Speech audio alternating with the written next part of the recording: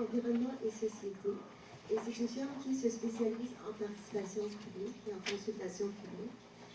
C'est là, on est ici pour vous faciliter. On est aussi accompagné de notre collègue Elisabeth Doyon, parce que c'est juste des Elisabeth qu'on a chez Transfert, on dirait. Elisabeth va prendre les notes, puis elle va aussi s'occuper de rédiger le rapport des rencontres d'aujourd'hui pour que toutes vos questions, toutes vos préoccupations et les réponses à celles-ci vont être consignées dans un compte rendu qui sera publié sur le site web aussi. Donc, nous, notre rôle aussi, c'est de s'assurer que les échanges se déroulent efficacement dans le temps prévu, parce qu'on ne veut pas que ça s'éternise toute la journée non plus. De s'assurer que l'information partagée par l'équipe est claire. Donc, s'il y a quelque chose de pas clair, levez la main, demandez-nous-le, demandez-leur, on va clarifier. Prendre en note vos préoccupations et vos commentaires. Merci, Elisabeth. Et assurer un suivi sur les éléments en suspens. Donc, s'il y a des questions auxquelles on n'a pas toutes les réponses aujourd'hui, ou Météo Turnga doit aller chercher les réponses, on va s'assurer qu'il y a un suivi là-dessus pour vous, puis que vous ayez vos réponses en fin de compte. Ça vous va? OK. Ah, il y a une question déjà? Oui, c'est de quelle heure à quelle heure?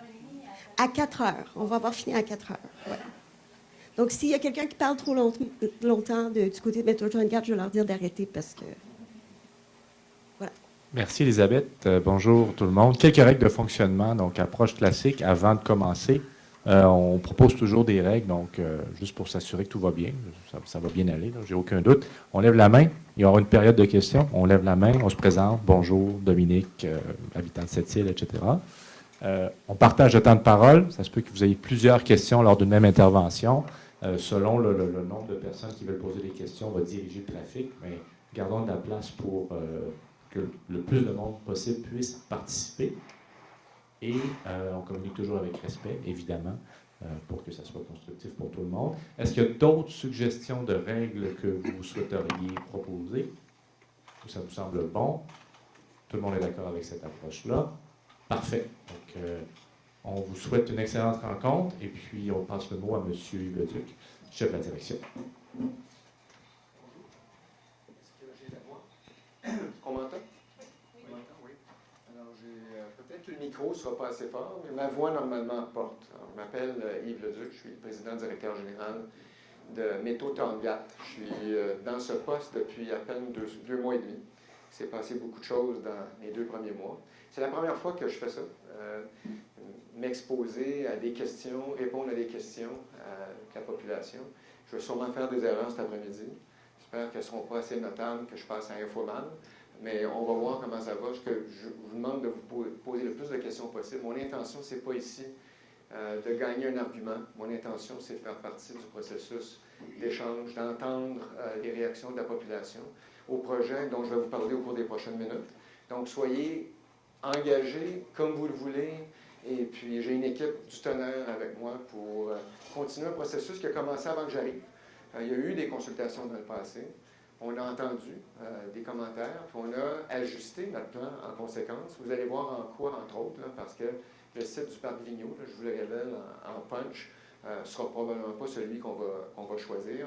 On est en train d'analyser celui de Pointe-Noire. Donc, je reviens là-dessus, mais juste vous donner un exemple, là, qu'on ne fait pas ça pour la forme seulement. Il y a du contenu là-dedans, puis ça fait partie du plan stratégique de la compagnie, d'impliquer la communauté de cette île, d'impliquer la communauté autochtone de cette île. J'étais ce matin pour la première fois avec le chef Chétouche, pour la première fois. Alors, les élections sont passées. J'ai hâte de m'engager avec lui pour discuter comment on peut collaborer. C'est un projet qui a une ampleur telle que je suis aussi en discussion avec d'autres communautés autochtones au Québec et au Labrador. Je vais tout vous expliquer ça. Et je vais commencer en vous disant ceci. Okay? Jamais j'aurais deviné, prévu d'être PDG d'une compagnie industrielle une autre fois. J'ai 25 ans de carrière à diriger des entreprises internationales, manufacturières, basées au Québec ou même basées en Europe et basées aux États-Unis. Et puis quand j'ai quitté la dernière compagnie dont j'ai été le président, c'est une compagnie qui s'appelle Velan, qui vend des valves industrielles au secteur pétrochimique, au secteur nucléaire. Avant ça, j'étais le directeur général, président de la division Amérique du Nord de BRP. Vous avez sûrement parmi vous des gens qui ont utilisé les skidoo, les sidou. J'ai été responsable de ça pendant 16 ans. Alors, mes filles m'ont dit, quand j'ai quitté Vélan la dernière fois, « Papa, il est temps que tu mettes ton talent après avoir vendu des motoneiges, des valves au secteur pétrochimique, ton talent au service de l'humanité. » Et puis, je me suis donc engagé dans ce que je voulais être le dernier chapitre de ma carrière professionnelle dans la lutte contre les changements climatiques. Je suis devenu investisseur dans des compagnies qui fabriquent des technologies climatiques pour réduire le carbone. Je suis devenu professeur au HEC au mois d'octobre l'an dernier, avec toujours l'intention d'accompagner des jeunes entreprises en démarrage. Alors, quand on m'a parlé du projet Métaux Tongaat, ma première réaction, j'ai dit, c'est fini. J'approche l'âge de 60 ans que j'ai eu au mois de janvier. J'ai dit, je ne ferai pas ça. On m'a dit, écoute donc un des actionnaires, tu verras. 5 minutes au début de mon entrevue, j'ai compris que si j'étais la personne choisie pour diriger la compagnie, que je n'aurais pas le choix. Il y a un mandat ici qui est d'une importance telle, qui est d'une dimension telle que j'ai presque vu là-dedans un devoir de citoyen, presque un devoir patriotique. Puis c'est ce que je vais vous expliquer au cours des prochaines minutes. Donc revenons en arrière. On a, dans le nord du Québec, vous avez une carte à l'entrée, dans un endroit qu'on appelle Strange Lake, lac étrange, un gisement. C'est un des gisements les plus riches, les plus denses en minéraux critiques qu'on appelle les terres rares. Les terres rares, il y en a 17 en tout. Il y a des lourdes puis il y a des légères. C'est le seul gisement de cette importance-là qui contient à la fois des terres lourdes, des terres rares lourdes et des terres rares légères en dehors de la Chine. Okay? Alors, l'idée ici, c'est non seulement d'exploiter cette mine qui est le résultat de milliards d'années d'évolution de notre géologie, avec le magma en fusion qui a monté du centre de la Terre, puis avec le temps qui a créé des cristaux qui sont finalement transformés en minéraux terres rares avec l'ère glaciale qui a rasé le dessus, puis qui nous permet d'exploiter la mine par son dessus. Mais en plus, c'est la densité de terres rares lourdes et de terres rares légères. Pourquoi c'est important ça? Pourquoi mon devoir de citoyen? Pourquoi j'ai senti qu'il y avait un appel du patriote en moi? C'est qu'on a une situation géopolitique absolument incroyable.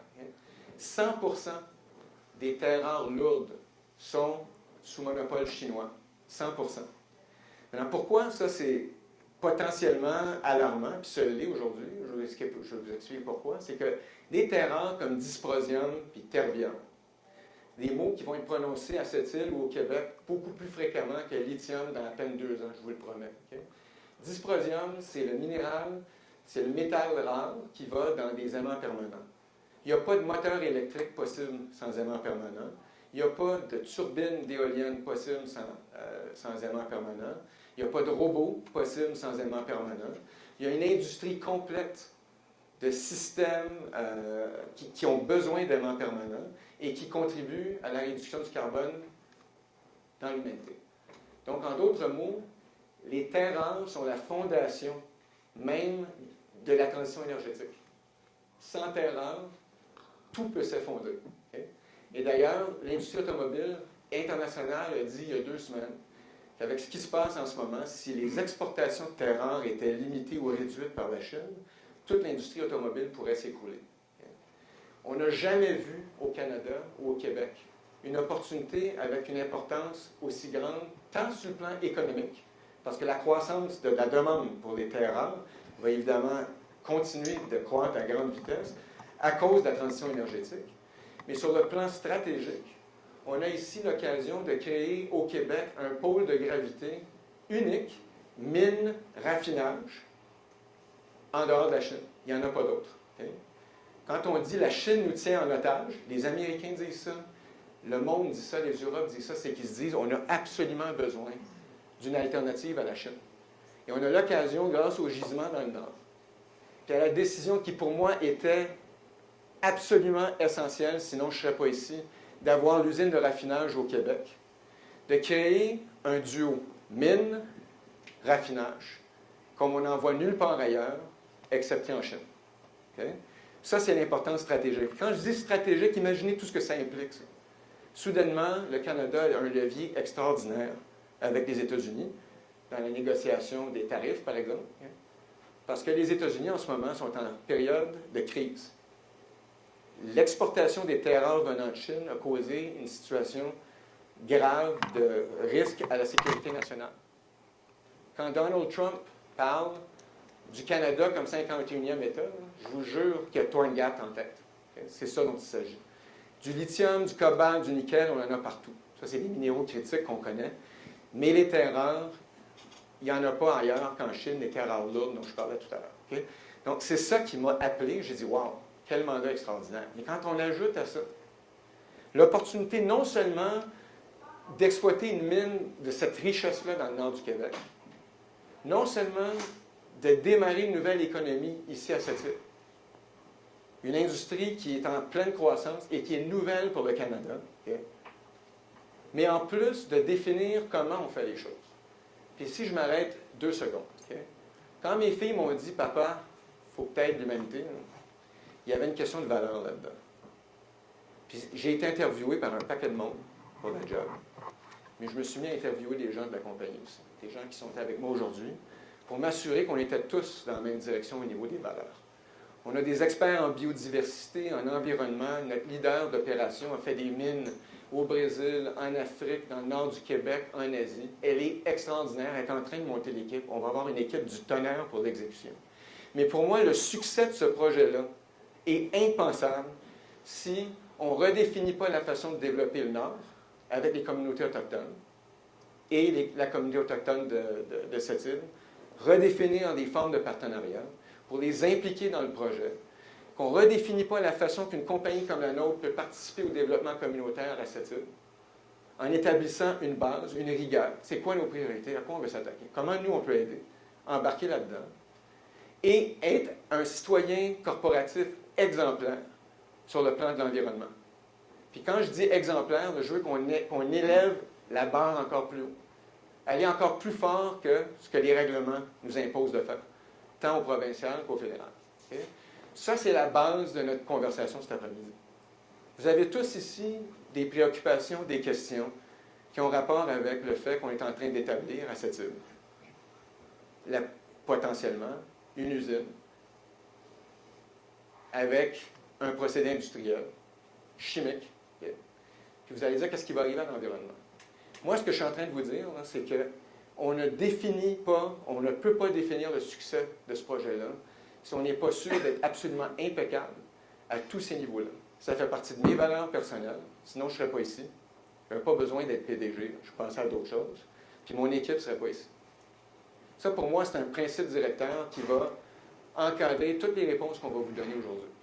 J'ai la conviction que le succès de la compagnie passe d'abord et avant tout par l'écoute de la population, les commentaires que vous faites, les questions que vous posez. Certains auront des réponses, peut-être pas d'autres aujourd'hui. On va prendre le temps d'y répondre.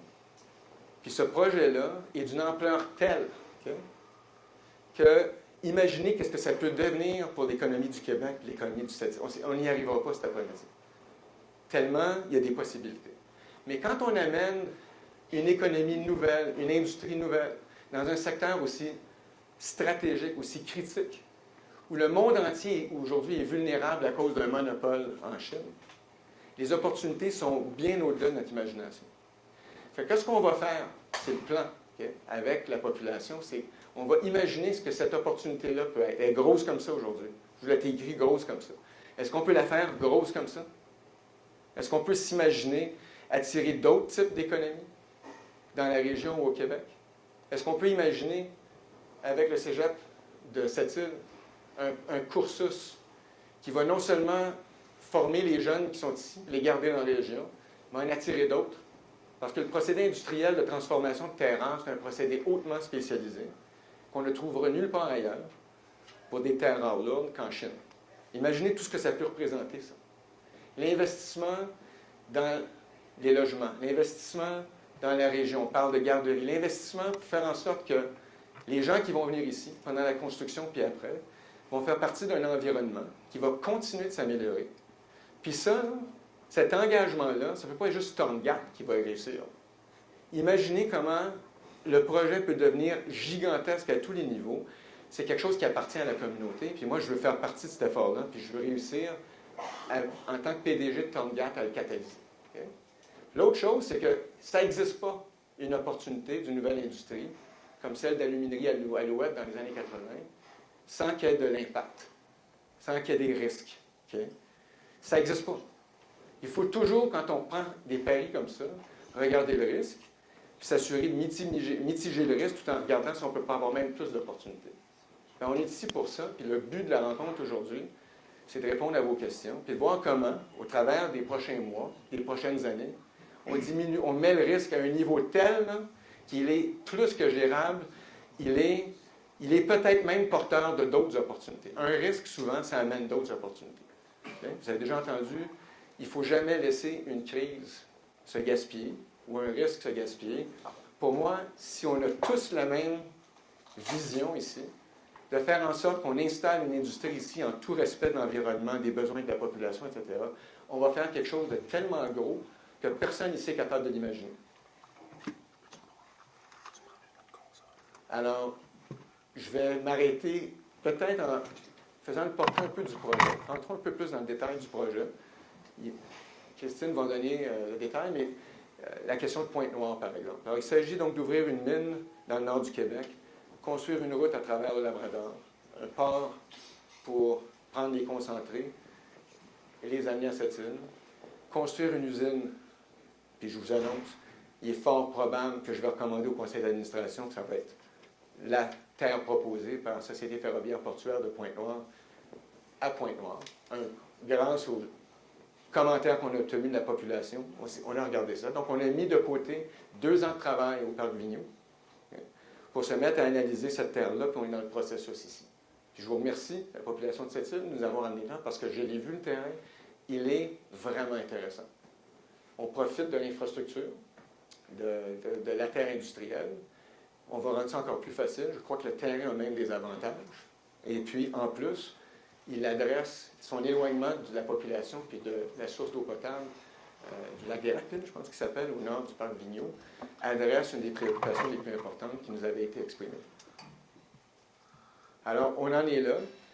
Les prochaines étapes, Christine va vous en parler, c'est de continuer l'écoute, continuer la consultation, déposer nos études environnementales, puis aller droit au financement.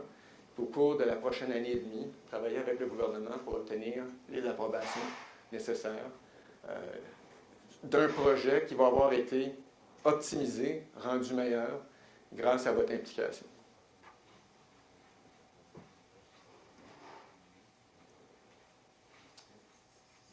Je m'arrête ici, j'ai assez parlé. Pas fait de gaffe, j'espère. Jean-René pas ici. Je vous passe la parole, Christine. Donc, en fait, l'équipe, parlons un peu de l'équipe. Alors, ça va? OK. Alors, il y a Christine qui va vous parler, chef de la direction marketing et stratégique, qui est avec nous depuis 10 ans. C'est elle qui connaît le plus le projet. Emmanuelle Bécard est une extraordinaire directrice d'environnement, santé et sécurité. C'est elle qui est à cette île en ce moment à travailler avec Société Pointe-Noire pour évaluer le terrain, entre autres. Éric est responsable d'engagement communautaire. Il travaille avec Wilfred. Alors, c'est eux qui m'ouvrent la porte à la communauté, les chefs autochtones, les présidents, les leaders des communautés inuites. Sylvie Saint-Jean est une extraordinaire experte en environnement, en biodiversité. Elle a fait un doctorat sur l'impact des activités humaines sur l'environnement. Elle a travaillé dans le secteur minier pendant plus de 25 ans.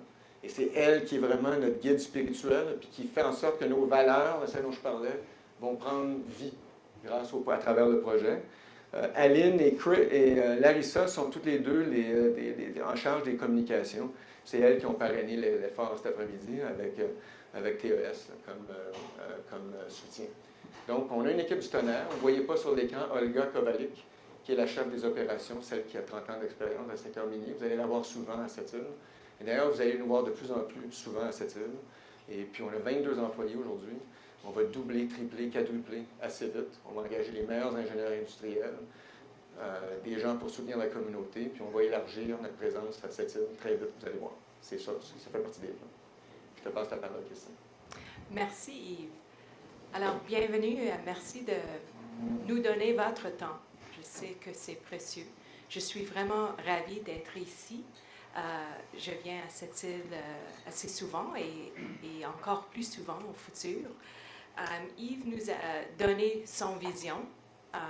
Je vais parler un peu en détail du projet. Après ça, Yves va faire un petit wrap-up. On va avoir une période de questions. Alors, de haut niveau, plus de détails, encore plus de détails, j'espère, pendant la période de questions. Et après ça, on a une opportunité de parler à vous un à un avec les posters qui sont autour de la salle, que si vous voulez engager directement avec Sylvie ou Emmanuel ou Eric, nous sommes tous là pour aller encore plus en détail comme vous voulez. Alors, comme Yves a dit déjà, je remercie de vos commentaires. Je voulais seulement dire vite, nous sommes vraiment en écoute. Alors, c'est bien, appréciez votre temps. Alors, Yves a déjà parlé du marché de terres rares. Comme c'est critique, les terres rares sont les plus critiques des minéraux critiques et stratégiques. Et je parle un peu plus de dysprosium. J'espère que au futur, tout le monde connaît le nom dysprosium, un des terres rares qui sont en plus haute en demande. C'est un des terres rares lourds et c'est vraiment, comme Yves l'a expliqué, c'est unique d'avoir un gisement avec tel montant de dysprosium. Et dysprosium est besoin dans les aimants permanents qui vont dans toutes ces applications. Et nous avons pas seulement de dysprosium, mais tous les 4 terres rares qui sont besoins pour les terres rares, pour les aimants permanents, qui vont dans les voitures, dans les héliums, dans les téléphones cellulaires, dans plein d'applications, des robots. Et ça nous donne ici à Québec une opportunité d'avoir une nouvelle industrie, une diversification pour Québec, mais bien sûr ici à cette île. Un autre pôle pour développer l'avenir dans cette nouvelle industrie qui est là pour long terme. Notre vie de projet, c'est 30 ans, mais on espère qu'on va être en opération beaucoup plus long que ça. C'est pourquoi on a la vision que Yves présente. Nous voulons être ici pas seulement pour quelques années, nous voulons être une partie de la communauté. C'est notre vision. Seulement pour donner une carte, Yves a déjà expliqué, le projet a 3 composants. Le site minier au nord, dans Nunavik, avec une usine de concentration. On va développer l'infrastructure pour transporter ce concentré en conteneurs vers le côte de Labrador, sur bateau, tous ces conteneurs qui arrivent ici à cette île. Et c'est vraiment une des raisons qu'on a choisi cette île. L'infrastructure est ici, les ports, le main-d'œuvre, l'industrie. Et je parle un peu en plus détail sur l'usine qu'on propose construire ici à cette île. On a besoin d'à peu près 140 hectares. C'est la grandeur du terrain qu'on a regardé à Parc-Vigneault et aussi maintenant à Pointe-Noire. Là, on a besoin de ce terrain pour le stockage du concentré du vin de la Nord. C'est à peu près 200 000 tonnes par année qu'on va amener ici et mettre dans cette usine. Bien sûr, nous allons avoir ce procédé de séparation des terres rares, de les enlever de leurs minéraux et de les séparer un de l'autre. On utilise des technologies qui existent déjà, des procédés qui sont bien connus, mais les utiliser dans notre procédure pour les terres rares et aussi avec des experts qui existent encore autour du monde. Bien sûr, la Chine à développer un centre de gravité, mais pour nous, l'opportunité de développer un nouveau centre mondial pour les terres rares, c'est parce qu'on travaille avec des partenaires qui connaissaient comme Carrister en France, qui ont l'expertise à séparer les terres rares.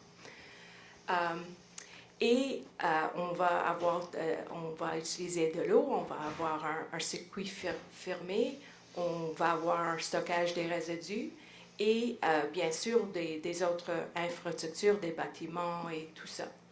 Et pour nous, c'est ici qu'on apprécie beaucoup l'engagement qu'on a déjà eu au passé, parce que c'est grâce à les commentaires de vous et les autres citoyens de cette île et aussi des autres communautés, les communautés autochtones, de regarder qu'est-ce qu'on peut faire. Et on a fait plusieurs grands changements. L'un, Yves a déjà expliqué.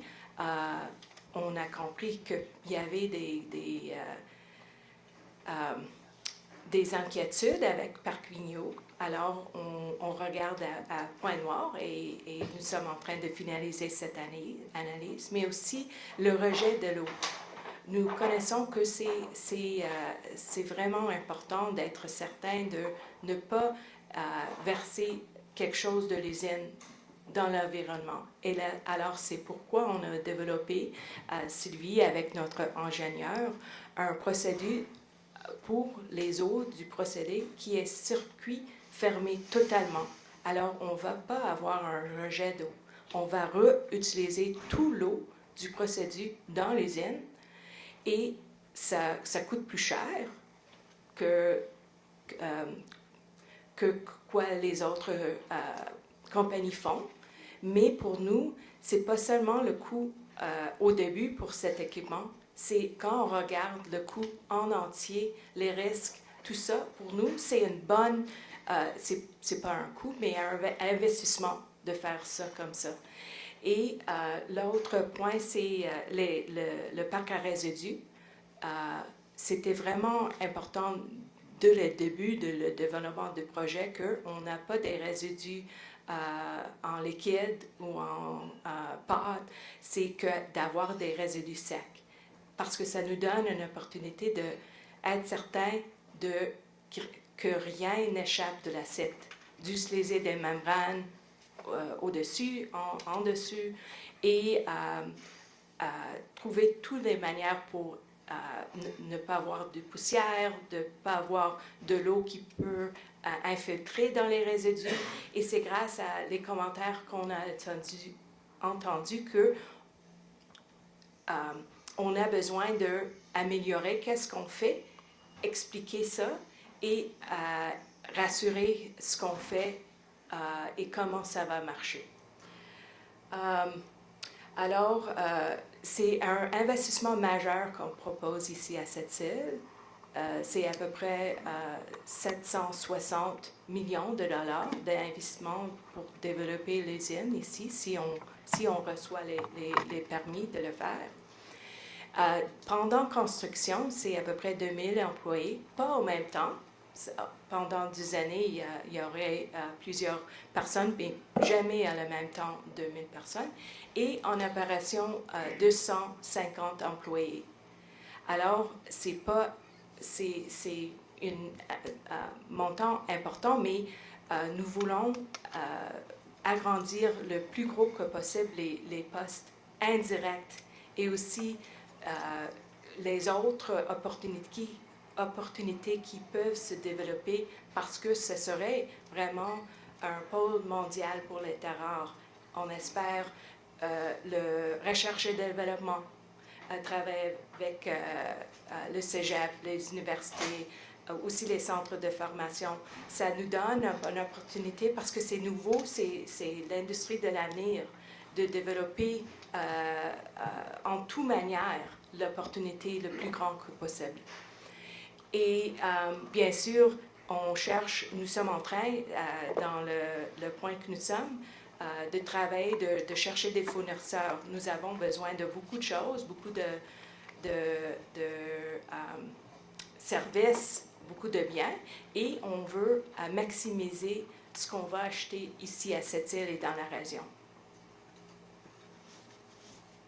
Alors, les deux sites, vous les connaissez mieux que moi, les sites et où ils sont. Alors, pour Parc Vigneault, on a évalué ce site. À Pointe-Noire, nous sommes en train de l'évaluer. On va prendre la décision bientôt. Avec Parc Vigneault, on a déjà déposé l'année passée un avis de projet et on travaille avec le ministère de l'Environnement dessus. Mais en parallèle, on parle avec eux déjà de déposer un avis de projet pour Pointe-Noire. Si c'est le site choisi, nous sommes prêts à engager très vite avec le ministère de l'Environnement pour commencer ça. Alors, seulement pour dire, si c'est le choix, vous verrez, j'espère que vous le verrez dans le journal qu'on va vous déposer cet avis. Alors, notre calendrier provisoire, et si ce calendrier, c'est avec l'Assomption que c'est Pointe-Noire, c'est pas finalisé, mais ici, c'est démontré ce quoi va arriver. Nous sommes en train de finaliser notre étude de préfaisabilité.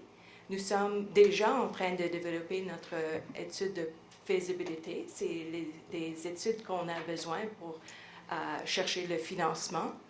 Et en même temps, Sylvie et son équipe travaillent très fort sur l'étude de l'impact environnemental. Ici, c'est pour le projet de l'usine, mais la même chose pour le site minier et la route et le port qu'on espère construire. Et après ça, le gouvernement va faire son analyse propre et nous allons dans le procédure du BAP.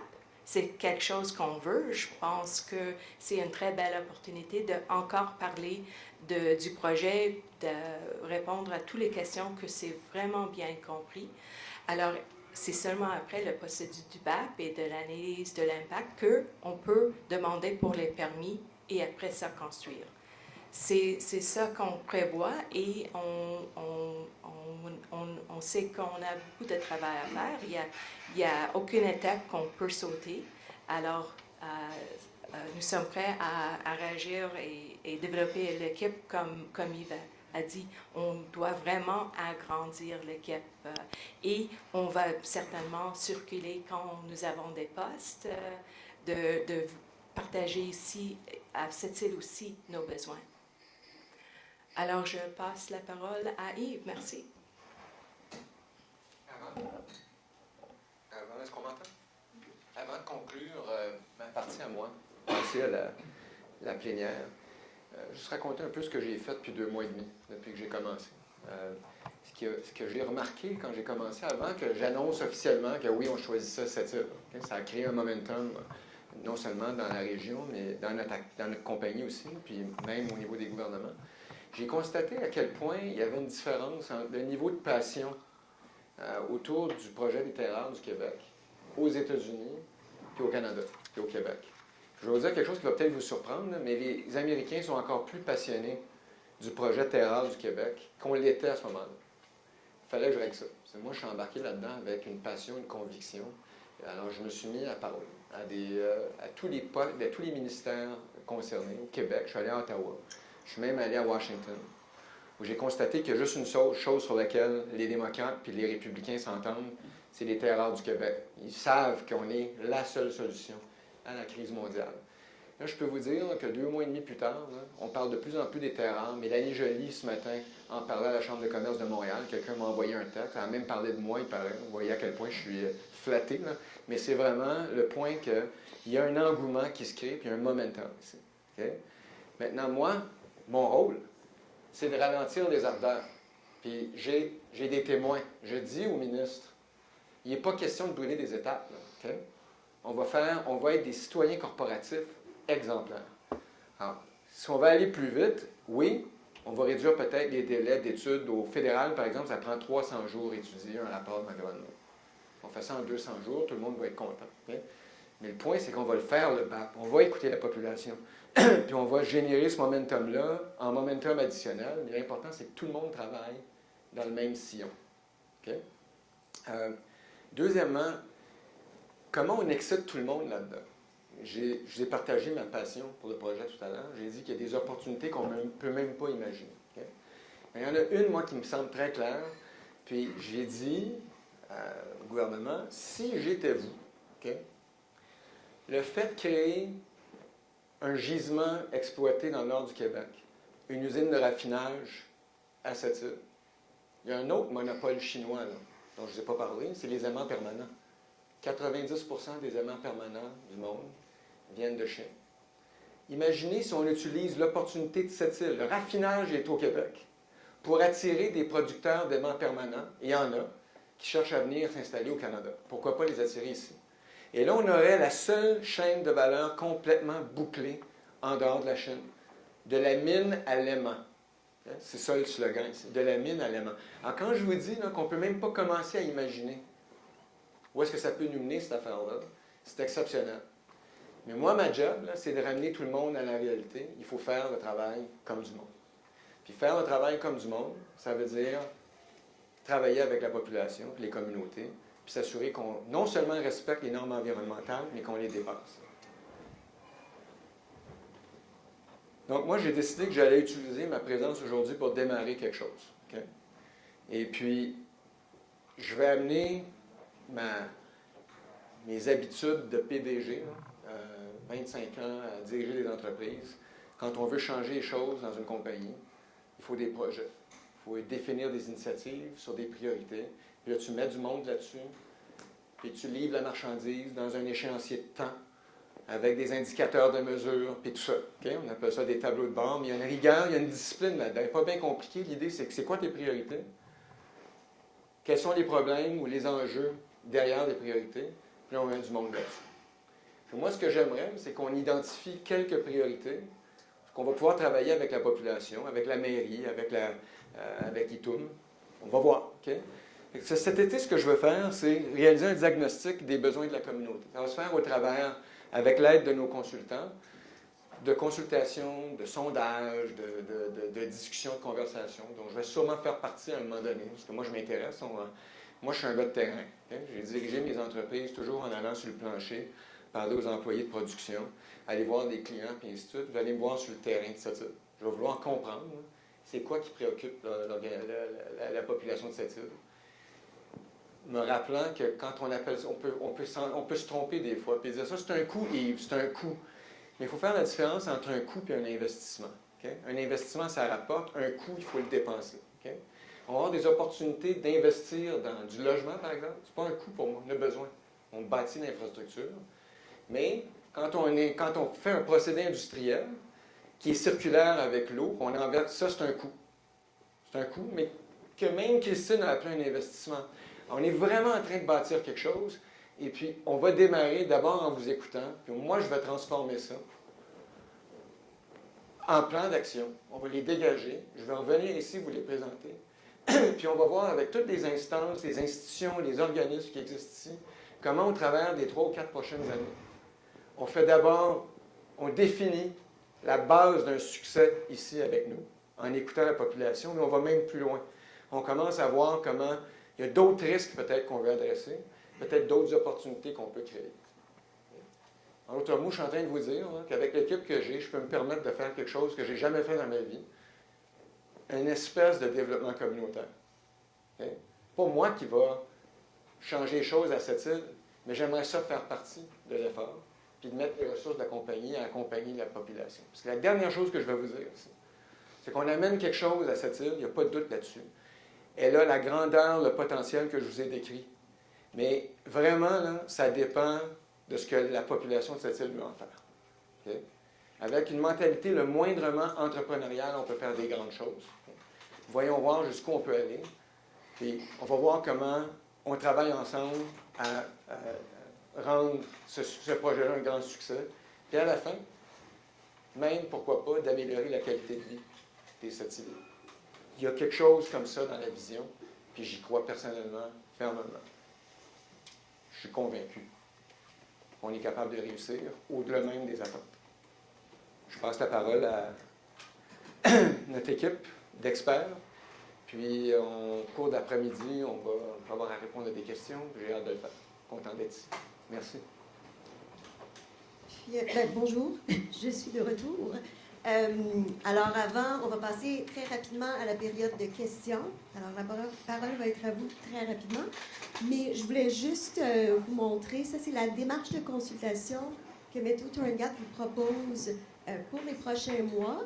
Donc il y aurait pendant l'été puis le début d'automne un diagnostic des besoins de la communauté pour établir les besoins. Ce serait des entrevues avec les gens, ce serait des questionnaires, des choses comme ça. Et les priorités d'action, les pistes d'action.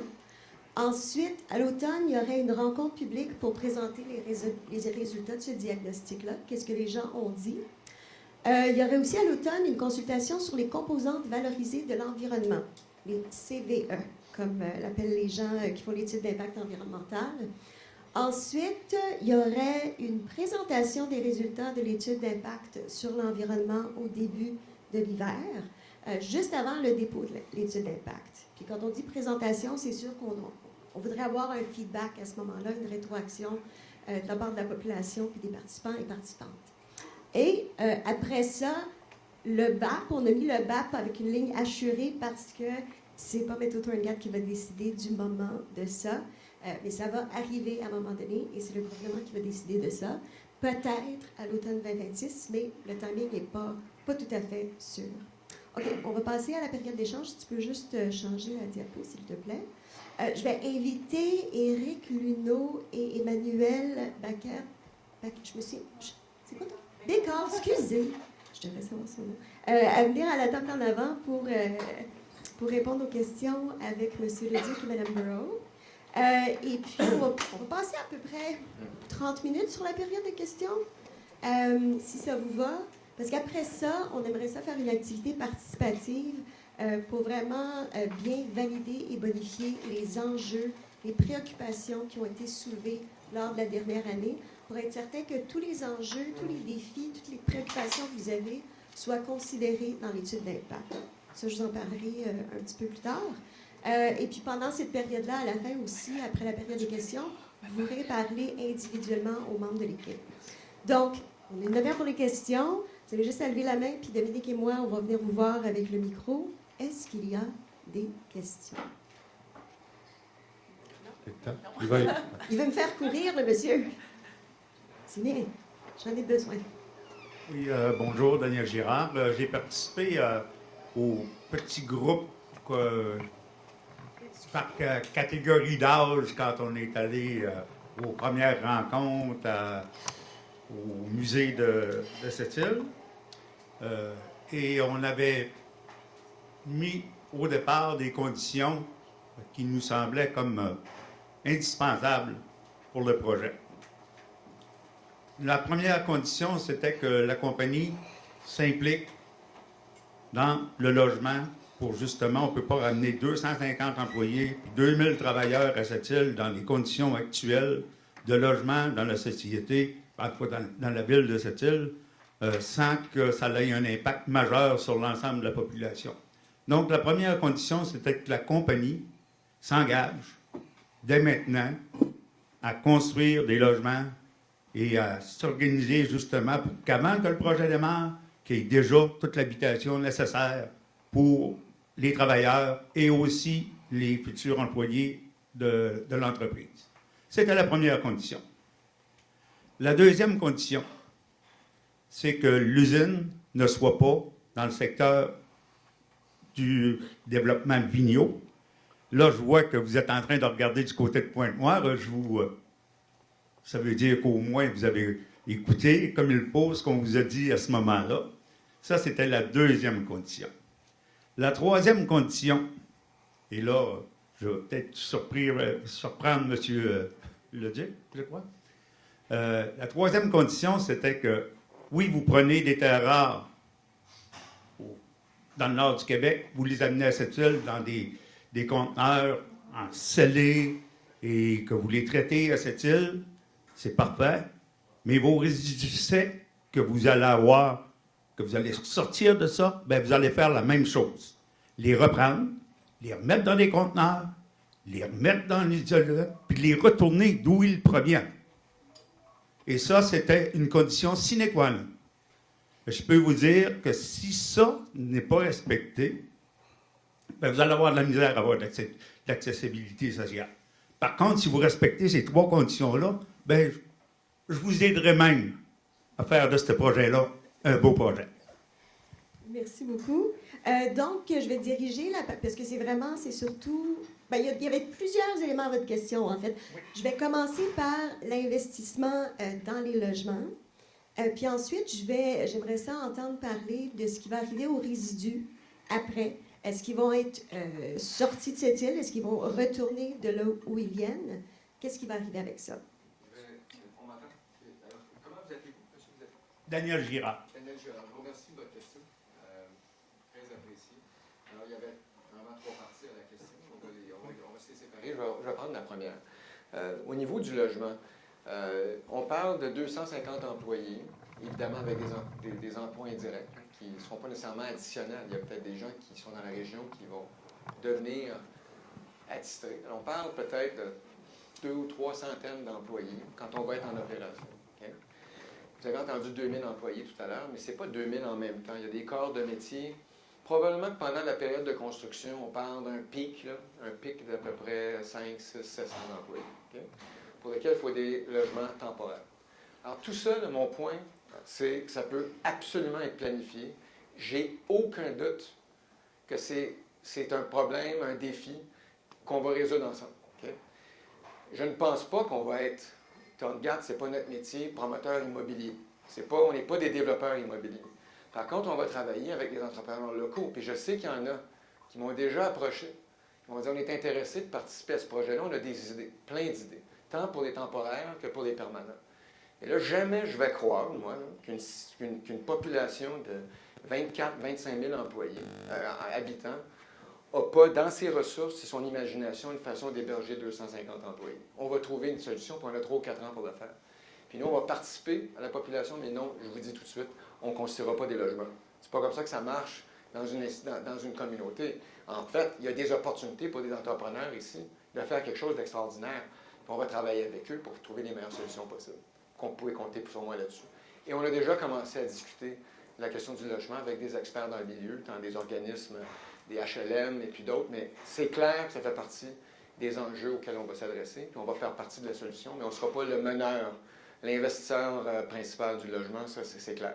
Mais je vous rassure, là, moi je suis convaincu que les solutions sont à l'intérieur des capacités, de l'imagination, du talent des gens de cette île.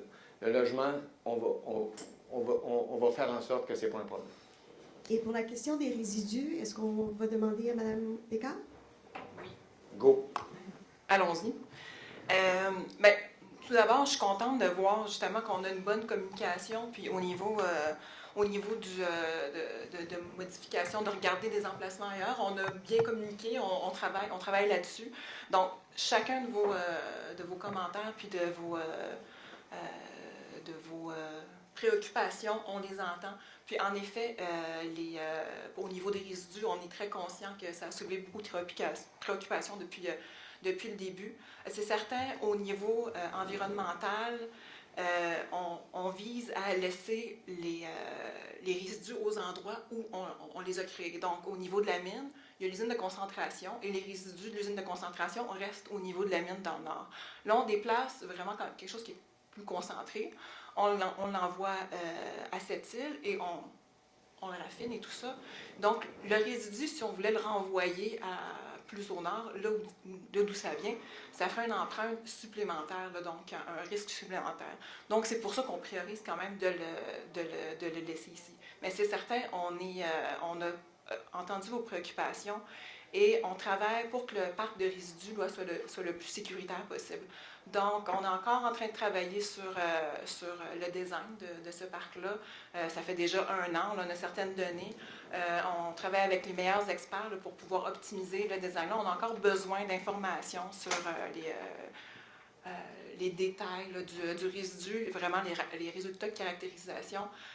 Mais on va tout faire en sorte pour avoir dépôt de résidus qui va être le plus sécuritaire possible, donc avec des géomembranes qui vont être en dessous, des couches qui vont le sécuriser. Donc, on travaille avec les experts pour pouvoir avoir un parc de résidus le plus sécuritaire possible.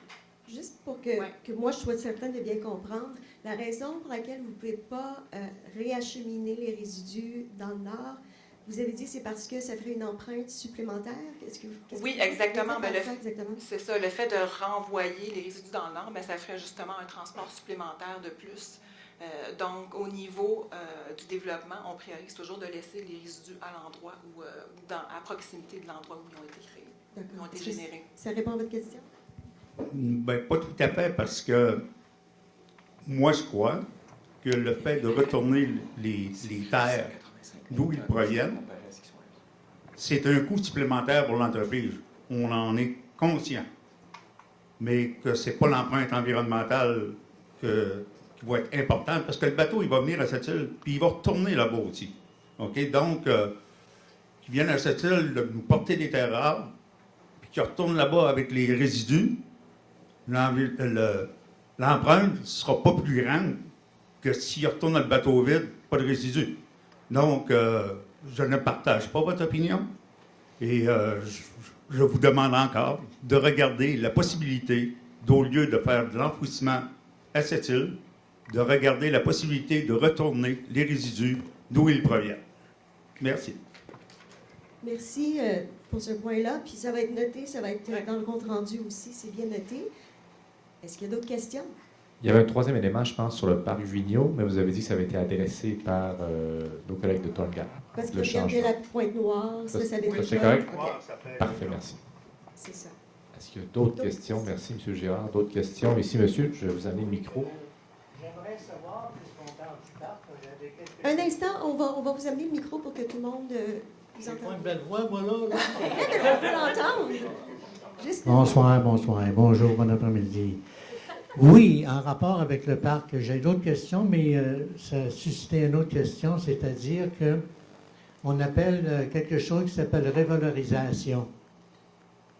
Et on entend parler beaucoup du parc. Revalorisation en rapport avec ce qui va sortir de l'usine, qui va se transférer au parc, et à l'intérieur de tout ce gros tas de bouillie, là, tout ça, là, bien, il y a des éléments qui pourraient naturellement servir. Et j'en parle d'une façon qui dit que se servir juste de terres rares en rapport avec la Chine, qui pourrait ouvrir les vannes et créer un genre de crash pour les plus petits, si tu n'as pas de diversification au niveau de ton exploitation, ça pourrait être assez dangereux comme investissement. Donc, je repose la question, est-ce qu'il va y avoir une révalorisation des éléments qui se trouvent dans le parc des résidus? C'est bon?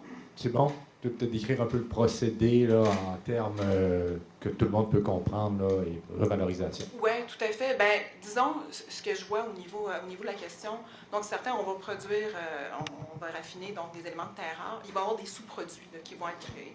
Comme par exemple, un des éléments, un des sous-produits, c'est le nitrate d'ammonium. Ça, ce sous-produit-là, on est en train de regarder justement pour voir s'il y aura une valorisation possible. Au niveau du reste du résidu, donc le mélange de terre rare, on a regardé, on a fait vraiment des efforts pour voir qu'est-ce qu'on pouvait faire au niveau de la valorisation de ce résidu-là.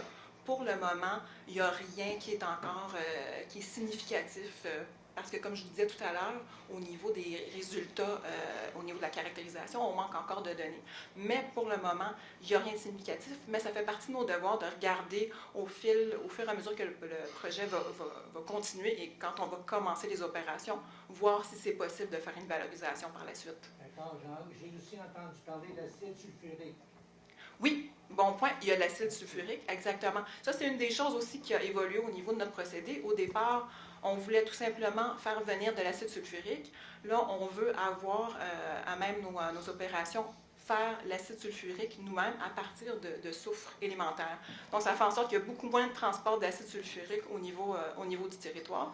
Et au niveau à l'intérieur du même procédé, à partir du soufre élémentaire, on va recycler les vapeurs acides, les gaz acides pour pouvoir régénérer l'acide sulfurique. Ça va réduire notre empreinte à ce moment-là.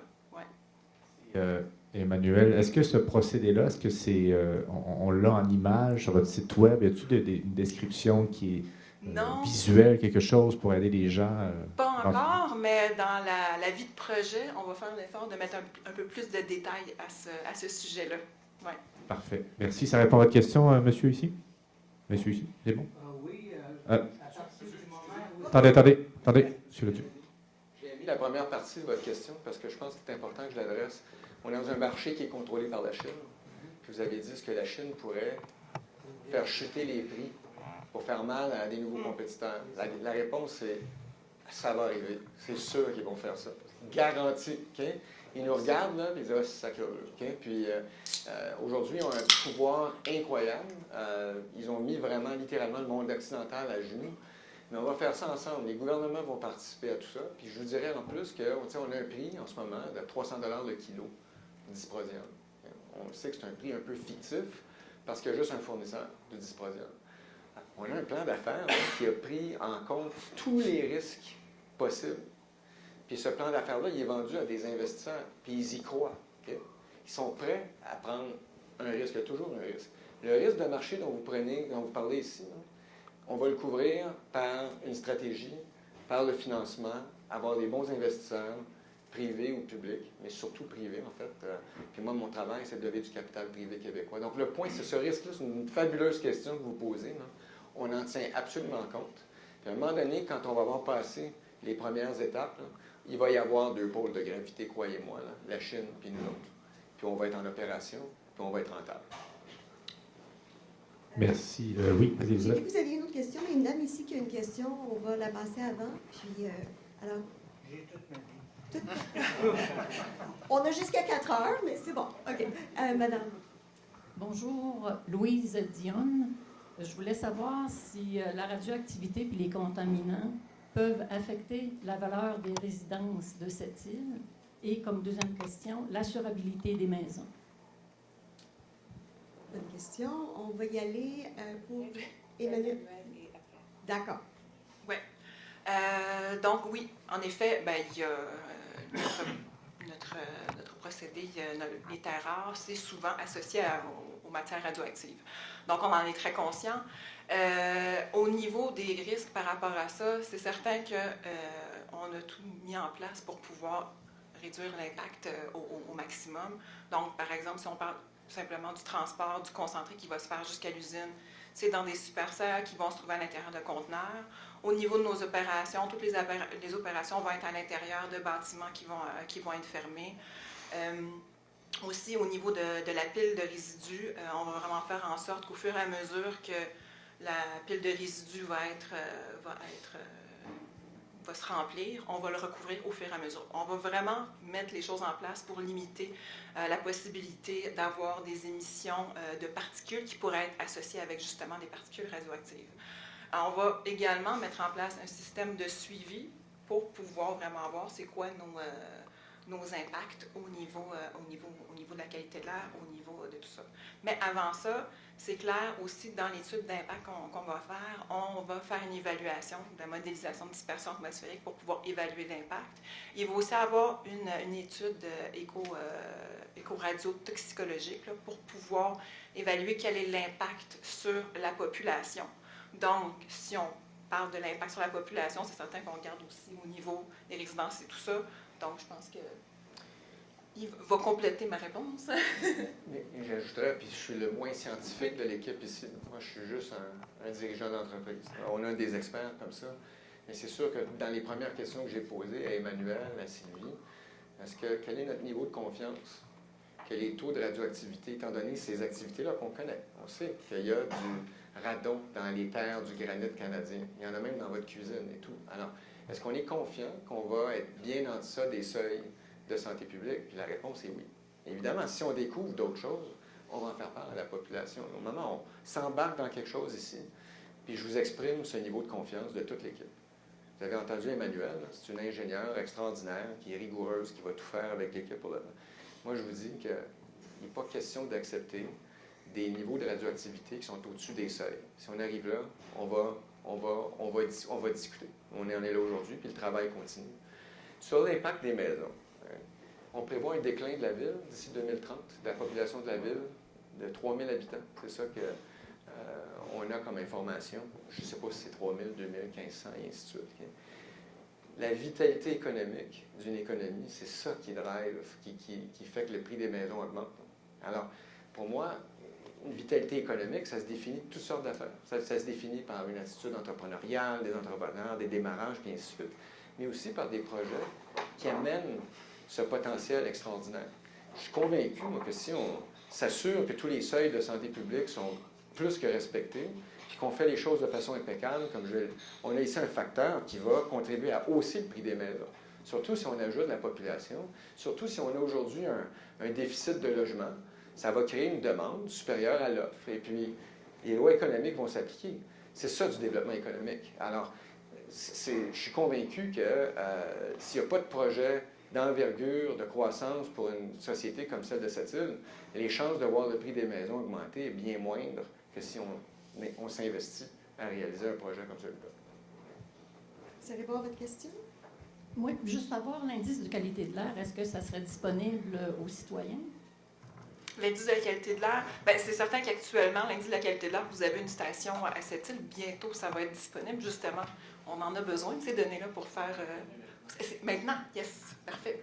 On avait confirmé que ça prenait une année de données pour pouvoir les rendre publiques. Donc, ça va être disponible. Puis nous, de notre côté, c'est certain qu'on va avoir nous-mêmes nos propres instruments dont les résultats, on va les rendre disponibles à la population. Ouais.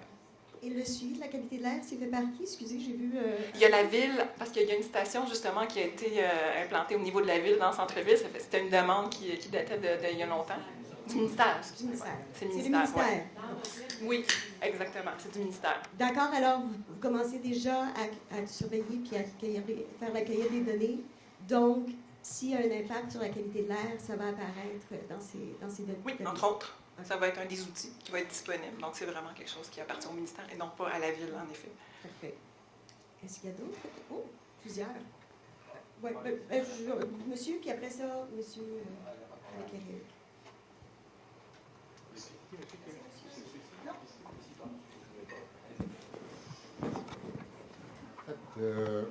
Deux questions.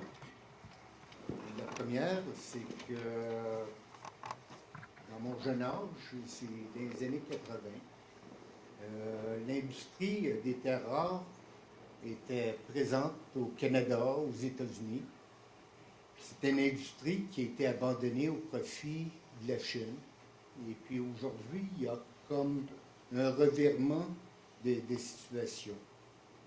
J'aimerais savoir qu'est-ce qui a changé au niveau procédé, qui était un procédé hyper polluant dans le temps, pour qu'on revienne avec ça ici aujourd'hui. Je peux commencer. Vas-y. Oui. Vas-y, Christine, je suis complète, si nécessaire. Oui. Alors, il y a un choix comment produire les terres rares. Comme tous les minéraux, tu peux le faire en manière polluante ou non polluante, utiliser les technologies. On n'a jamais eu une industrie de terres rares ici au Canada. Il y a des essais, des mini... En Ontario, il y a eu 2 usines. Qui produisaient... Oui, qui produisaient des... Ah, merci, je vais Tout faire près de mon Gatineau. recherche. Oui, mais ce qu'on voit, ce qu'on peut dire, c'est notre projet. On travaille avec des partenaires pour rassurer qu'on a un procédé efficace et sécuritaire. Et on fait des essais pilotage pour comprendre que ça marche et qu'on comprend les coûts. Et c'est notre travail à faire. Nous sommes totalement convaincus et on a les données qu'on peut produire les terres rares en manière sécuritaire, respectant les normes environnementales. Et même, on n'a pas de choix. On ne va pas trouver financement sans rassurer les banques, les investisseurs que c'est le cas. Et même, ils nous demandent, quelques-uns de nos financeurs, d'utiliser des standards internationaux qui ont des niveaux encore plus hauts que les régulations. Et si on n'arrive pas à réussir avec ça, il peut tirer notre financement. Et pour la Chine, ils ont mis une stratégie à pied d'utiliser les terres rares comme un levier pour développer leur industrie en Chine, pour tirer l'industrie de production des automobiles ou des éoliennes à la Chine. Alors pour eux, ce n'était pas une question de coût, c'était une question de stratégie. Mais maintenant, tout le monde connaît qu'ils ne peuvent pas être en risque que la Chine ferme le robinet. Et ce qu'ils en font, fait en avril. Alors, tous les clients, tous les gouvernements sachent que c'est une crise de diversifier la source des terres rares. Et c'est là où on a une opportunité. Et l'autre chose qui a changé, c'est que la demande des terres rares, spécialement pour les terres rares, pour les aimants permanents, augmente beaucoup. Les technologies qui utilisent beaucoup de volume d'aimants permanents, il arrive maintenant. C'est les véhicules électriques, c'est les éoliennes, c'est les robots, c'est les drones. La demande aussi, c'est important quand on regarde le marché au futur. S'il n'y aurait pas une augmentation de la demande, ce serait quelque chose d'autre. Mais on peut voir le marché va travailler comme les marchés vont, c'est supply and demand, et la demande augmente. La question... C'est important, ça fait 25 ans que je dirige les entreprises, puis le monde a complètement changé depuis 25 ans. Complètement. Okay? La notion de protection de l'environnement, c'est rendu une obligation. Il n'est absolument pas question d'imiter les Chinois. On s'en fout des Chinois ici. On met en œuvre un procédé industriel qui va être exemplaire, puis il faut faire de cette île, c'est ma vision, c'est la vision de l'entreprise, un chef de file dans ce procédé industriel en matière environnementale. C'est là qu'on s'en va. Puis l'autre chose, c'est que les autorités dont elle a parlé, okay? C'est des autorités indépendantes reconnues mondialement, qui sont maintenant des références, puis qui s'assurent que les compagnies ne font pas juste des grandes paroles. Okay? Ce qu'on appelle en anglais du greenwashing. Là. Il faut que ça soit vrai. Puis les conséquences, si on ne respecte pas ces certifications-là, peuvent être dramatiques en termes de financement. Les investisseurs demandent qu'on s'y conforme. Alors, on a beaucoup d'informations à donner là-dessus, là, mais ce qu'on veut, là, c'est engranger, intégrer toutes ces valeurs de protection de l'environnement dans les processus d'entreprise puis dans sa mission. On va y arriver. Vous avez le temps pour une petite question rapide encore, monsieur. Le temps file. Monsieur, allez-y. En fait, ma question portait sur le procédé lui-même. Qu'est-ce qui a changé au niveau procédé entre la date d'abandon de l'industrie ici puis aujourd'hui? Disons, c'est ça. Au niveau, je n'étais pas justement au courant au niveau des premières usines, mais par contre, au niveau, c'est ça, des usines qui sont en Chine, c'est certain que c'est très opaque. On ne connaît pas, on n'a pas beaucoup d'informations sur la façon, sur les procédés qu'ils utilisent. C'est certain que pour faire une usine de séparation de terres rares, ça prend des produits chimiques, ça prend certains éléments. On ne s'en sort pas, ça reste des réactions chimiques. Mais comme je disais tout à l'heure, on fait un effort pour rendre ça le plus efficace possible et avoir le moins d'empreintes possible. Juste l'effort que je mentionnais tout à l'heure, puis merci à M. Kennedy là, par rapport à l'acide sulfurique. Plutôt que d'amener tout simplement de l'acide sulfurique, on va prendre du soufre élémentaire et on va le recycler pour pouvoir l'utiliser dans le procédé. C'est un des éléments là, qui nous rend différents. Quand on veut comparer les procédés en Chine avec nos procédés, on n'a malheureusement pas beaucoup d'informations sur... Mais j'ajoute, il y a beaucoup de développement de toutes les étapes dans le procédé qu'on va avoir. Comme par exemple, la dernière étape qui est ici, qu'on aimerait avoir ici à cette site, c'est l'étape de séparation, c'est l'étape finale. Et là, on travaille avec un firme de France, Carrister. Ils viennent de la compagnie Solvay qui a créé le procédé de séparation des terres rares. Et ils ont vraiment mis beaucoup d'argent pour développer cette technologie, pour ajouter le contrôle avancé avec Advanced Process Control de ça, pour avoir des algorithmes pour être plus efficace de ce procédé. Et avec chaque étape avant ça, on travaille avec les experts, comme par exemple, on utilise la séparation magnétique à l'usine de concentration à le site minier. Ces technologies sont utilisées avec d'autres minéraux. Alors, on travaille avec le meilleur équipement. Il y a beaucoup de développement, beaucoup de recherche. C'est pas nous qui le ferons, c'est à nous de trouver les partenaires qui ont l'équipement à classe mondiale qui est prêt pour commercialiser. Alors, Donc, si je comprends bien, à quelque part, il y a des experts, il y a une usine pilote, probablement quelque part, qui est capable de soutenir ce que vous avancez. Oui, tout à fait. On a justement des sites pilotes, on fait des essais pilotes de toutes nos unités là, pour vraiment tester, avoir tous les paramètres. Et puis c'est justement les unités pilotes qui nous donnent des informations qui sont utilisées pour les études d'impact. Merci. Je pense qu'on a un beau portrait là, du procédé avec des tests. alors, il oui. nous reste peut-être le temps pour deux questions avant de faire l'activité Parfait. participative. Je pensais à un monsieur qui a été très patient. Bonjour. Bonjour, mon nom c'est Denis Bouchard. Je vais avoir quelques questions. Dans le micro, monsieur. D'une manière ou d'une autre, après ça, on va pouvoir parler aux experts. Je suis bien compris. Moi, ce qui est important, c'est crucial, parce que nous autres, on va avoir, moi et d'autres personnes, on va avoir le vrai projet. Donc, là, je reviens à ce que M. Kennedy disait, la revalorisation des résidus, pour nous, est très importante. Parce que, je fais un bref résumé, là, mais vous n'êtes pas la seule usine de terre rare qui veut faire ça. Exemple, au Kazakhstan, ils veulent faire ça. Ils veulent faire l'uranium avec les terres rares. En Russie, ils veulent faire l'uranium avec les terres rares. En Chine, ils veulent faire ça aussi, l'uranium avec les terres rares.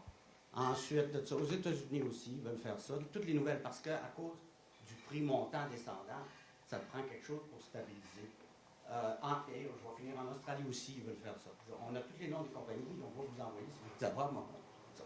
Fait que nous, ce qu'on veut, de manière très claire, c'est que vous ne considérez pas la revalorisation des résidus pour l'uranium, le lithium, etc., et que ce soit clair et que ce soit dans le décret. Donc, de cette manière-là, pour nous, c'est sûr et certain qu'on va juste se concentrer sur, c'est déjà beaucoup, mais l'acide nitrique, le nitrate d'ammonium, l'acide sulfurique et les terres rares, et pas d'autre chose qui va être produit. Ça, j'aimerais avoir qu'on clarifie ça. Non, c'est bon. Est-ce que c'est clair pour tout le monde? Donc, pas de lien avec la production d'uranium dans le processus. Exactement. J'adore vos questions, M. Bouchard. Oui, en effet, l'uranium, on ne produit pas l'uranium, ça n'a jamais fait partie des objectifs ni quoi que ce soit.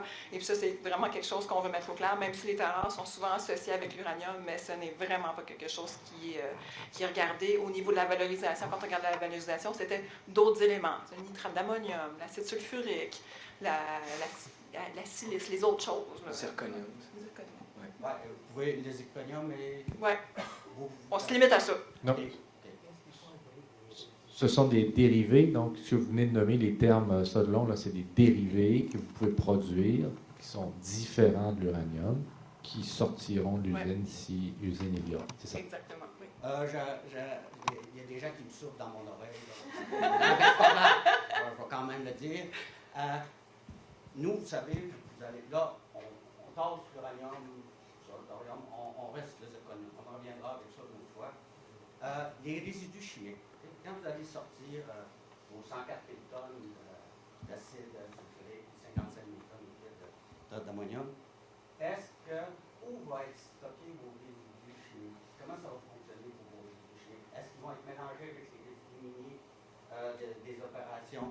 de terres rares, comment ça va fonctionner? On devrait avoir plus de... Bien, c'est certain, l'acide sulfurique va être recyclé. Une nitrate d'ammonium, on regarde ça ailleurs pour pouvoir en faire autre chose. Mais au niveau des résidus, oui, il va y avoir des éléments qui vont venir du procédé qui vont être à l'intérieur de la pile de résidus. Donc, c'est là-dessus justement qu'on travaille. Suite aux essais pilotes, on fait vraiment... Les usines pilotes, les pilotes vont vraiment sortir ce qui va sortir de notre usine. Puis c'est à partir de ça qu'on est vraiment capable de caractériser le résidu puis d'avoir tous les risques qui pourraient être associés à notre résidu puis pouvoir mettre en place toutes les mesures de mitigation pour être sûr qu'il n'y ait pas de risques dans les prochaines années. Ouais. Donc, ça va être au même endroit. Oui. OK. Deuxième, dernière. Là, tu seras Je vais pas vous mener. Non, c'était pas loin. OK, dernière. Ce qui est important, c'est l'indice de qualité de l'air. Vous savez, on allume, c'est bien, il y a eu la collaboration de la ville. Donc, ça mesure les PM 2.5 puis l'ozone. Puis, elle va être à peu près à 10 km. Fait que vous allez produire aussi du SO2, NO2, etc., etc. Nous, on aimerait avoir un indice de qualité de l'air en temps réel, à proximité de secteur résidentiel pour être le plus proche. Est-ce que c'est envisageable pour la compagnie? Tout à fait, mais ça va faire partie de l'étude d'impact. On n'a pas encore... On va faire les modélisations, on va voir c'est quoi l'impact potentiel. Les bonnes pratiques, c'est de mettre une station de suivi à l'endroit qui pourrait être le plus impacté. Donc, c'est certain que ça devrait faire partie de notre plan d'investigation. En indice de qualité de l'air. Ce serait possible. C'est des choses qui sont encore à définir, mais on vous écoute, puis ça fait tout à fait du sens. Ouais. On va... Merci, M. Bouchard. Merci beaucoup, M. Bouchard.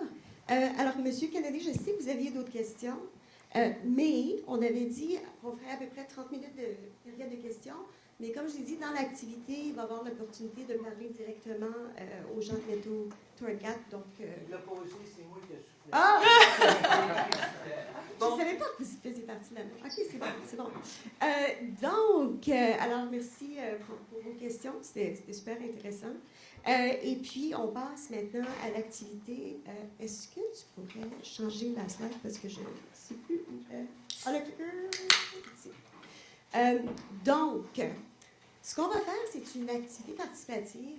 L'idée, c'est que vous savez que l'équipe de Métaux Tourgat, ça fait à peu près un an et demi, qu'il consulte la population, qu'il informe la population. Donc, il y a eu des rencontres l'année dernière à Sept-Îles, dans le quartier Ferland. Il y a aussi eu la consultation en ligne sur le site du ministère. Il y a eu des groupes de discussion, comme monsieur l'avait mentionné. Il y a aussi eu divers échanges avec les citoyens. Puis au cours de tout ça, vous, la population, vous avez exprimé des enjeux, des choses qui vous inquiétaient, aussi des opportunités potentielles à saisir. Donc, dans l'étude d'impact, on veut s'assurer que tous ces enjeux-là soient inclus et traités pour que vous ayez des réponses à vos questions. Parce que c'est sûr qu'ils sont en train de faire des tests.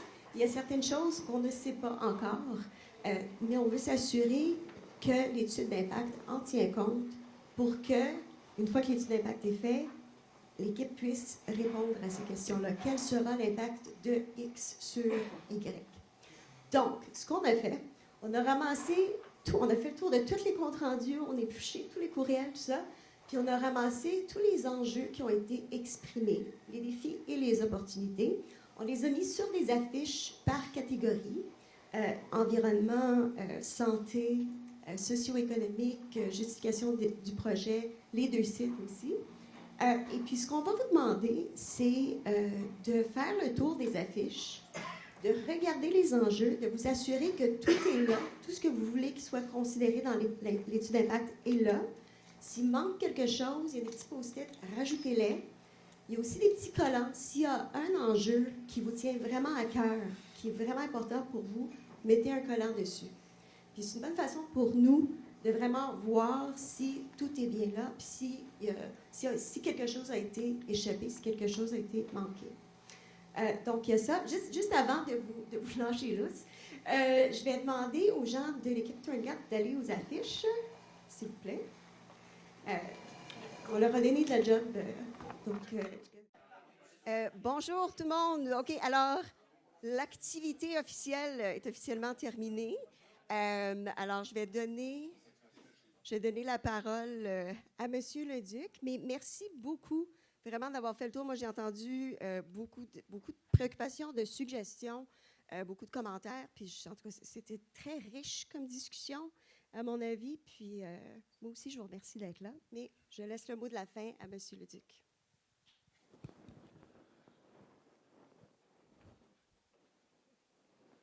On regarde ce qui se passe partout dans le monde en ce moment. Puis, moi, je me dis souvent qu'on est chanceux de vivre ici. Puis, il y a l'autocratie dans les pays, parce que les libertés sont réprimées. Et puis, on est fiers d'une économie qui est en croissance, qui va bien. Puis, j'ai la Chine en tête. Okay? Fait qu'ici, on a l'occasion d'être un contraste, montrer au reste du monde. Puis, c'est pas juste les Chinois, par leur capacité d'exproprier, puis d'insuffler de l'acide sulfurique dans le sol. C'est ça qui se faisait dans les années 90. Ils ont détruit des villages. Okay? On peut être différent. Puis une des forces d'une société comme la nôtre, c'est la démocratie, puis l'engagement de la communauté. Les gens qui sont partis ici, mais en fait, puis en plus, on me dit que ce soir, ça va être encore plein. Okay? Pour moi, là, c'est le plus grand signe qu'on est capable de faire quelque chose ensemble. Puis je vous remercie d'être venu ici cet après-midi, faire valoir vos points de vue. Les questions étaient fabuleuses. J'ai eu du fun, on ne peut pas imaginer. J'en veux d'autres. Et puis, je vais être là pour vous. Je vais être là parce que, comme je vous le disais, ce succès qu'on vise à faire ensemble ne peut pas être possible si on n'embarque pas dans la même voie ensemble. C'est une opportunité qui n'a pas de précédent dans les 100 dernières années. Je suis convaincu de ça. Un des actionnaires canadiens m'a dit « C'est l'occasion pour le Québec de compenser pour la perte du centre financier de Montréal à Toronto il y a 70 ans. » Ça ne sera peut-être pas aussi gros que ça, mais ça va être gros. Puis ça va être d'autant plus gros qu'on va le faire ensemble. Puis ça va être aux citoyens de cette île de décider comment ils veulent faire ça. Quand on devient un pôle d'attention comme cette île va le devenir dans le monde, là, il va y avoir de l'argent qui va venir ici d'une façon ou d'une autre. On ne peut pas dire comment, là. Évidemment, on investit directement et ainsi de suite, il va se créer des jobs et ainsi de suite, mais les gouvernements vont se mettre à parler de cette île, okay, comme on parlait de Sudbury il y a 50 ans. Mais là, ici, on est au début d'une transition technologique extraordinaire. Puis je vous ai dit que j'étais un optimiste, qui va voir la réduction du carbone puis la prévention de l'augmentation de la température à des seuils qui sont impossibles. Okay? D'ailleurs, on voit déjà des améliorations, puis on participe à ça, nous autres. Okay? Alors, le point, c'est que c'est plus gros qu'on le pense. Puis on se doit, dans cette optique-là, de rien laisser sur la table, puis de s'assurer qu'on le fait de la façon la plus parfaite, la plus impeccable possible, puis non seulement réussir le projet, mais montrer au reste du monde comment on fait ça. Je suis convaincu qu'on va y arriver. Je suis absolument convaincu qu'on va y arriver. Puis les questions que vous posez m'encouragent encore plus. Il va y avoir des réponses aux questions. Il n'y aura peut-être pas la même approche. On va avoir les résidus à Pointe-Noire. M. Girard demandait est-ce qu'on les renvoie. Mais l'idée ici, c'est qu'on veut éviter l'impact sur la qualité de l'air, l'impact sur les fuites. On prend les mesures pour y arriver. Puis on va laisser la science parler parce qu'on a des scientifiques extraordinaires dans l'organisation pour y arriver. Okay? Hier soir, à minuit, ma blonde m'a appelé. Puis, elle est dans mon projet avec moi. Là, je l'aide dans sa carrière d'autrice. Et puis, elle m'aide dans ma carrière on est constamment... Et puis, elle est passionnée par le projet, autant que moi. Puis, elle dit, Yves, tu devrais faire sortir une phrase qui est très forte. Elle parle beaucoup d'amour. Puis, ainsi de suite. Ceux qui ne la connaissent pas, c'est Kim Thuy, l'auteure vietnamienne, qui est déjà venue à cette île au Salon du Livre, d'ailleurs. Elle dit, Yves, dis-leur, grâce aux terres rares, on fait des aimants permanents. Mais aimants comme dans amour, des aimants permanents. Alors, et puis, elle était fière de sa phrase. J'ai dit,